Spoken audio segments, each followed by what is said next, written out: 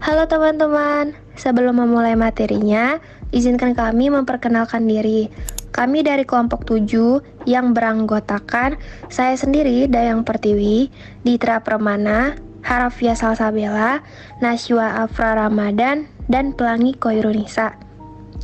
Akan membahas video yang berisi pembelajaran mengenai penginderaan. Penginderaan terbagi menjadi 3, yaitu indera pengecapan, indera pembau, dan indera peraba. Indera pengecapan sendiri yaitu disebut indera kimiawi karena rangsangannya terdiri dari berbagai macam bahan kimia. Pada permukaannya, lidah terdapat penerima yang disebut pucuk pengecapan atau taste bud untuk 4 macam cita rasa dasar, yaitu manis, asin, asam, dan pahit. Pucuk pengecapan terletak juga di dalam parit lekukan di permukaan lidah kita. Nah, teman-teman, ini dia struktur penampang lidah kita. Taste buds. Di sini menunjukkan letak di mana suatu taste buds itu berada di dasar permukaan lidah yang berbentuk bola seperti bawang yang terlihat seperti pada gambar. Fungsi pucuk pengecapan adalah melakukan transduksi, yakni merubah reaksi kimia menjadi rangsangan saraf dan dikirim ke otak atau parietal lobe. Pucuk pengecapan berbentuk seperti bola atau pentolan seperti bawang. Pucuk pengecapan berada di lingkungan yang relatif beracun, penuh bakteri, penuh ludah, dan terus-menerus merasakan panas, dingin, pedas. Akibatnya, pucuk pengecapan lama-kelamaan menjadi usang dan harus diganti sekitar 20 kali setiap hari dengan yang baru. Lidah manusia memiliki maksimal 10.000 pucuk pengecapan dan sedikitnya 500 pucuk pengecapan yang secara konstan selalu ada.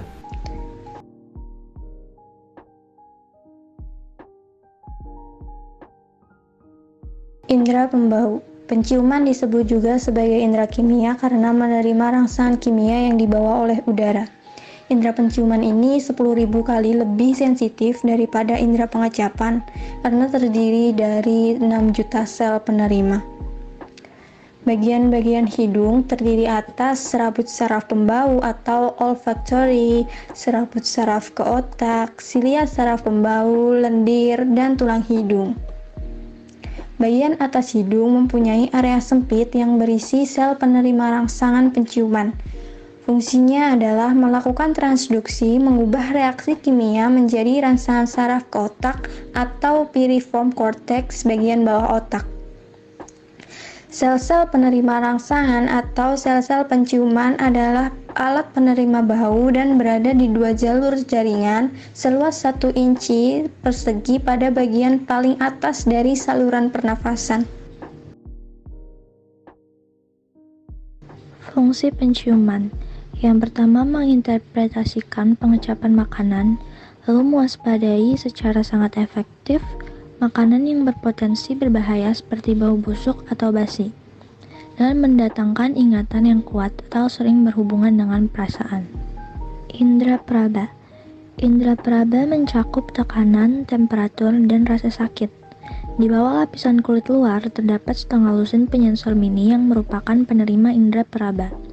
Fungsi dari indera peraba adalah mengubah tekanan mekanis atau perubahan temperatur menjadi rangsangan saraf yang dikirim ke otak untuk diproses melalui saraf tulang belakang. Lapisan pada kulit. Kulit merupakan organ tubuh paling luas yang memiliki 3 lapisan. Yang pertama, epidermis. Epidermis merupakan yang terluar dari ketiga lapisan kulit. Ketebalannya tergantung di mana ia berada di tubuh. Lapisan ini terdiri dari 5 jenis sel. Yang pertama, stratum corneum. Lapisan epidermis terluar terbentuk dari keratin dan berfungsi sebagai pelindung lapisan kulit yang lebih dalam. Yang kedua, stratum lucidum.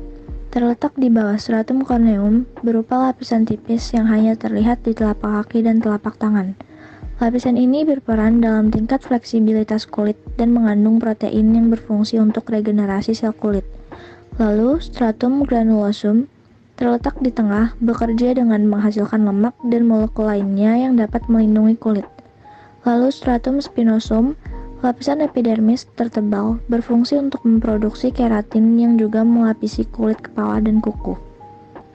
Yang terakhir, stratum basale. Lapisan epidermis terdalam. Lapisan ini mengandung sel bernama melanosit yang menghasilkan warna kulit atau pigmen yang dikenal sebagai melanin. Sel inilah yang membuat kulit menjadi coklat serta melindungi kulit dari sinar radiasi matahari. Lapisan kulit yang kedua yaitu dermis. Dermis adalah lapisan tengah yang terletak di antara epidermis dan jaringan subkutan. Lapisan ini memiliki kelenjar keringat dan pembuluh darah yang membantu dalam mengatur dan mempertahankan suhu tubuh, kelenjar minyak dan keringat, serta ujung saraf yang dapat mengirimkan sensasi berupa sentuhan, rasa nyeri, gatal, dan suhu ke otak. Lapisan yang ketiga, hipodermis, merupakan lapisan terdalam kulit manusia yang terdiri atas sel-sel lemak, ujung saraf tepi, pembuluh darah, dan pembuluh getah bening.